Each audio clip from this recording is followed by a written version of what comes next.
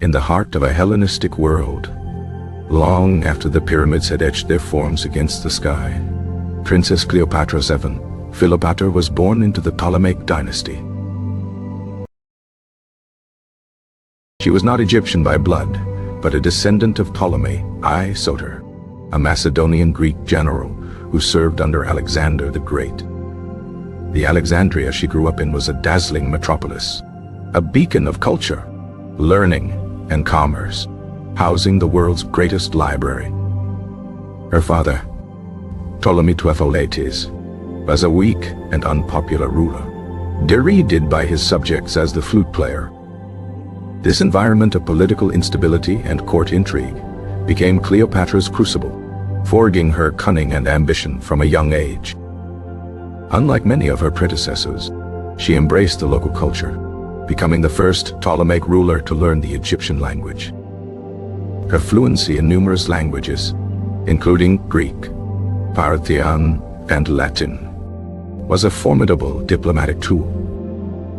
Upon her father's death, she ascended to the throne, not as a sole ruler, but as co-regent with her younger brother, Ptolemy XIII. The palace buzzed with conspiracy as powerful courtiers sought to control the young king and sideline his fiercely intelligent sister. A cabal of eunuchs and generals, led by Pothinus, successfully turned her brother against her, forcing Cleopatra into a desperate exile in Syria.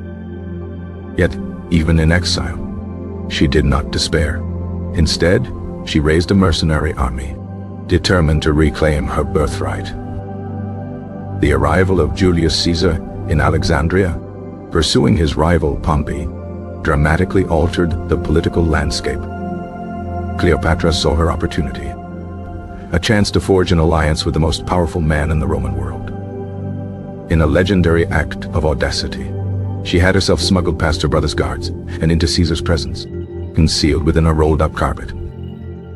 Unfurled at his feet, the young queen made an immediate and lasting impression on the seasoned Roman general. Caesar, captivated by her intellect and charm, and recognizing the strategic value of a stable Egypt, sided with her. The brief but brutal Alexandrian War erupted, pitting Caesar's legions against the forces of Ptolemy XIII. The conflict saw parts of the great library of Alexandria tragically burned, a devastating loss of ancient knowledge. Ptolemy XIII was ultimately defeated and drowned in the Nile River while attempting to flee the battle. With Caesar's backing, Cleopatra was reinstated as queen, this time with an even younger brother, Ptolemy XIV, as her nominal co-ruler, counterpart. Their alliance was cemented by a celebrated journey up the Nile, a display of power and a deepening of their personal bond. This union produced a son, Ptolemy Caesar, whom Cleopatra affectionately called Caesarion, or Little Caesar. She presented him as a living link between the might of Rome and the divine heritage of the pharaohs. Cleopatra later traveled to Rome with Caesarion, a move that scandalized the conservative Roman aristocracy. She resided in one of Caesar's lavish villas, holding court and dazzling the city with the wealth and exoticism of the East. Her presence in Rome was a source of constant gossip and political tension, fueling rumors about Caesar's monarchical ambitions. Caesar even erected a golden statue of Cleopatra depicted as the goddess Isis in the temple of Venus Genetrix. This act was a profound honor, but also a flagrant challenge to Roman traditions. The assassination of Julius Caesar on the Ides of March sent shockwaves through the Republic and shattered Cleopatra's plans. Security in Rome vanished overnight, forcing a hasty and discreet return to the relative safety of Egypt. Back in Alexandria, she moved swiftly to consolidate her power, and her co-ruler and brother, Ptolemy XIV, died shortly thereafter, possibly from poison. She then elevated her 3-year-old son, Caesarion, to the status of co-regent, securing the dynasty in her direct line. in the power vacuum following Caesar's death. His general, Mark Antony, emerged as a key figure in the East. Antony, needing funds and resources for his campaigns, summoned the Queen of Egypt to Tarsus to answer for her supposed support of his enemies. Cleopatra, ever the master of spectacle, turned the summons into a grand theatrical entrance. She sailed up the river Cydnus in a magnificent barge with a gilded stern and purple sails, rowed by silver oars. She herself was dressed as the goddess Venus, reclining under a golden canopy, fanned by boys dressed as cupids. Antony, who fancied himself a descendant of Hercules, was utterly enchanted by this display of divine pageantry. The planned interrogation transformed into a series of lavish banquets, marking the beginning of one of history's most famous love affairs. Their bond was not merely romantic, it was a powerful political and military alliance that would reshape the Mediterranean. Antony spent the winter in Alexandria, a period of legendary indulgence and revelry with the Egyptian queen. They formed their own society of revelers, known as the inimitable livers, dedicated to a life of pleasure and excess. This partnership resulted in the birth of twins, Alexander Helios and Cleopatra Selene. While Antony was forced to return to Rome for a time to mend fences with his rival, Octavian, Cleopatra governed Egypt with skill. She was a shrewd administrator, not just a seductress, managing Egypt's economy with remarkable efficiency. Her reign was a period of relative peace and prosperity for the Egyptian people, a stark contrast to her father's tumultuous rule. She undertook ambitious building projects and worked to restore the religious traditions of her kingdom. Cleopatra also established a personal perfume factory and wrote books on cosmetics and pharmacology, showcasing her scientific interests. Her knowledge of medicine and poisons was said to be extensive, a practical skill for a monarch in a treacherous world. Antony eventually returned to the East and to Cleopatra, their reunion solidifying their commitment to each other. He celebrated a Roman triumph not in Rome, but in Alexandria, a grave insult to his home city. In a grand public ceremony known as the Donations of Alexandria, Antony declared Cleopatra Queen of Kings, distributed vast territories in the east, some not even conquered yet, to Cleopatra and their children. Caesarion was proclaimed the true son and heir of Julius Caesar, a direct challenge to Octavian, Caesar's adopted son. These actions provided Octavian in Rome with the perfect propaganda weapon to use against Antony. Octavian painted Antony as a man bewitched by a foreign sorceress, a traitor who had abandoned his Roman heritage.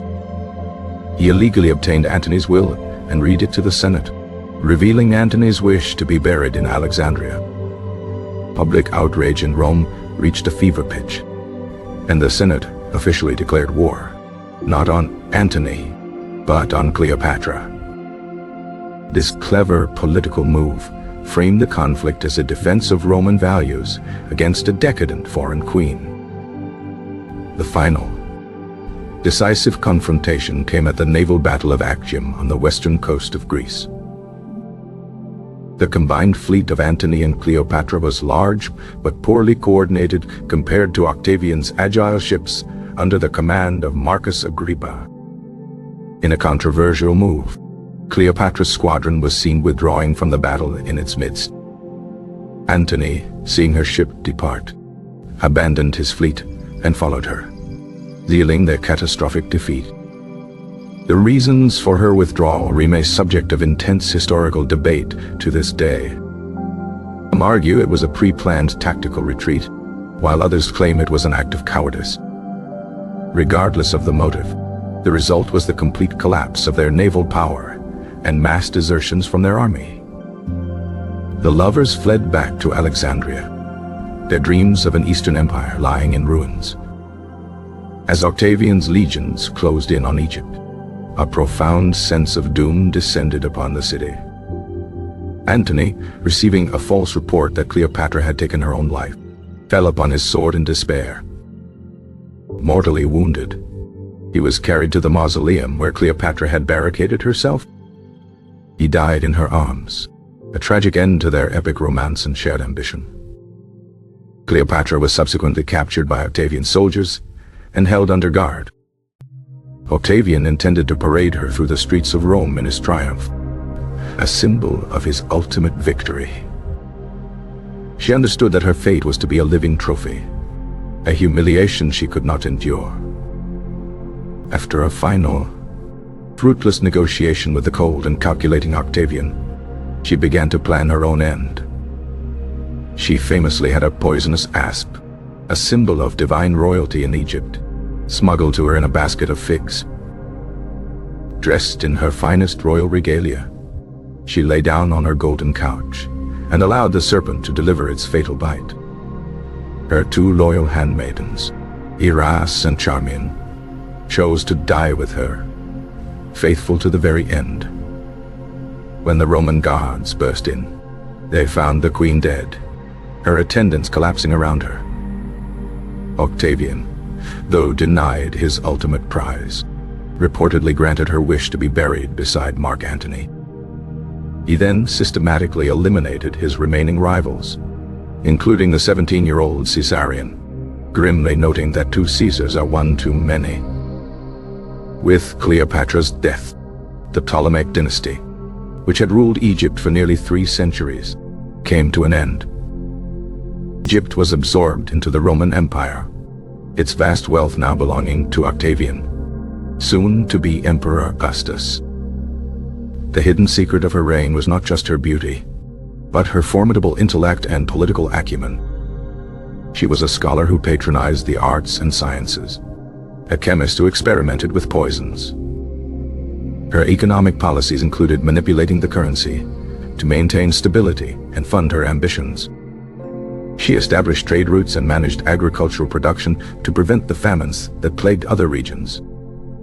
Cleopatra's court was a center for intellectuals, philosophers, and scientists from across the known world. She was a naval commander who personally led her fleet into battle. Her understanding of propaganda was masterful, using coinage and public imagery to craft her divine persona. She portrayed herself as the reincarnation of the goddess Isis, a powerful symbol that resonated with her Egyptian subjects. This divine association was a calculated political strategy to legitimize her rule and her children's succession. The story of her affair with Antony was not just passion, but a strategic partnership to counter Rome's expansion. They envisioned a new world order, a Hellenistic empire ruled from Alexandria, rivaling Rome itself. Her children with Antony were given grand titles like King of Armenia and Queen of Cyrene. This was a direct challenge to Roman authority and a clear statement of their imperial designs. A little-known secret is her potential involvement in early chemical warfare research, studying the properties of various toxins. She also had a keen interest in zoology, maintaining a private collection of exotic animals.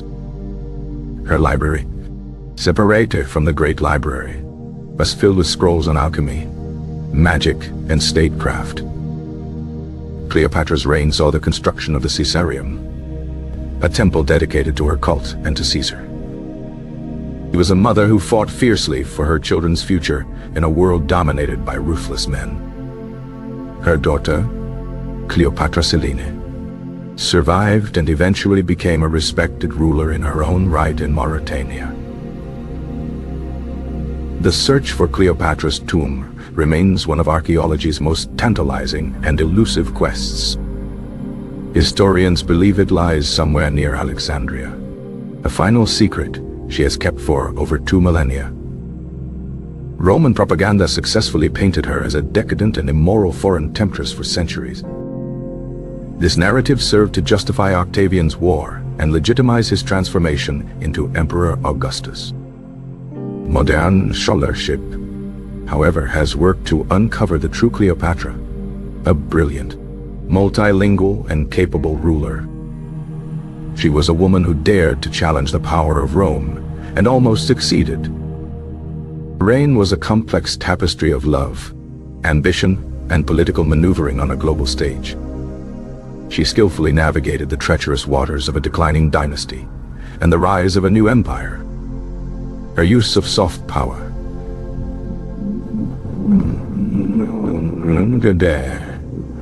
charm and spectacle was as potent as any army. She understood that perception and image were critical components of power. Cleopatra's personal physicians were among the most respected in the ancient world. She sponsored medical research, particularly in the fields of gynecology and pharmacology. Her treatise on cosmetics, Cleopatra Gyneciarum Libri, was referenced by physicians for centuries. She was a master of logistics, ensuring her armies and fleets were well supplied. Her alliance with Antony gave her access to Roman military expertise and manpower. She was not a passive partner, but an active strategist in their joint campaigns. The wealth of Egypt, primarily from grain exports, was the financial engine of their ambitions. She implemented tax reforms to increase state revenue without overburdening the populace. Her reign saw a fusion of Egyptian and Greek cultures, a hallmark of the Ptolemaic era. Temples were built honoring both Greek and Egyptian deities, often merging their identities. This syncretism was a deliberate policy to unify her diverse subjects. She often appeared in public as Isis, but to her Greek subjects, she was also Aphrodite. Her relationship with Caesar was a calculated risk that paid off handsomely, securing her throne. She gambled that his ambition and her resources would be a winning combination. The birth of Caesarion was the ultimate political statement of this union. She saw him not just as her son, but as the future ruler of a vast Egypto-Roman empire. Her time in Rome taught her invaluable lessons about Roman politics and vulnerabilities. She observed the deep-seated rivalries and fragile egos of the Roman elite. This knowledge was crucial in her later dealings with Antony and Octavian. The defeat at Actium was not just a military loss, but a failure of that understanding. She underestimated Octavian's cunning and the power of his propaganda machine. Antony's impulsiveness, once a source of strength, became a fatal weakness. The decision to bring her treasury with the fleet at Actium suggests she anticipated a long campaign or a strategic relocation. Her final days were not just about avoiding humiliation, but about controlling her own narrative. By choosing the method of her death, she enacted one last, powerful symbol. The asp connected her to the divine pharaonic tradition, a final act of defiance against a Roman conqueror. She ensured she would be remembered not as a captive, but as a queen. Her story has been retold and reinterpreted through the ages by Shakespeare, Shaw, and Hollywood. Each generation remakes Cleopatra in its own image, a testament to her enduring fascination. The hidden secrets of her reign are not buried in a lost tomb, but are woven into the fabric of Western history. She was a politician, a scholar, a commander, and a queen who ruled in a world of men. Her legacy is a powerful reminder of the complexities of power, gender, and culture in the ancient world. She maintained a network of spies and informants throughout the Mediterranean. This intelligence was vital for anticipating the moves of her rivals in Rome. Her diplomatic correspondence was known for its eloquence and persuasive power. She negotiated trade agreements with kingdoms in Arabia and as far as India. The wealth derived from this trade was a cornerstone of her power. She invested in infrastructure, including the repair of canals and the construction of new ports. Her understanding of economics was far more sophisticated than most rulers of her time. She was a patron of the Mausian, the research institution that included the Library of Alexandria. She personally funded the work of various scholars and scientists. Her court was a vibrant intellectual hub, continuing Alexandria's legacy as the center of learning. The final secret may be that her greatest power was her mind, a weapon she wielded more skillfully than any sword. Cleopatra's story is a timeless epic of ambition, love, and loss. She remains one of history's most compelling and enigmatic figures. Her influence extended far beyond the borders of her Egyptian kingdom. She directly influenced the course of Roman history at one of its most critical junctures. The battle between Antony and Octavian was, in many ways, a battle for the soul of the Roman world. Cleopatra's vision represented an eastward-looking, Hellenistic future. Octavian's vision was a westward-looking, purely Roman future. In the end, the Roman vision prevailed, but Cleopatra's legend endured.